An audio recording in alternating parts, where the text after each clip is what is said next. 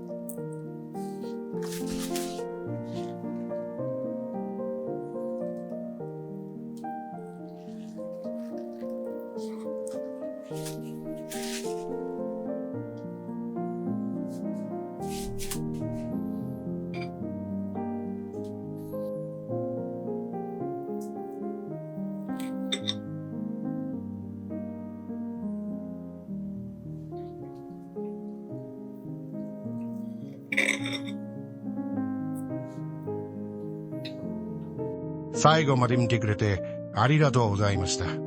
作ってみたいと思ったら、ぜひ、いいねとチャンネル登録お願いします。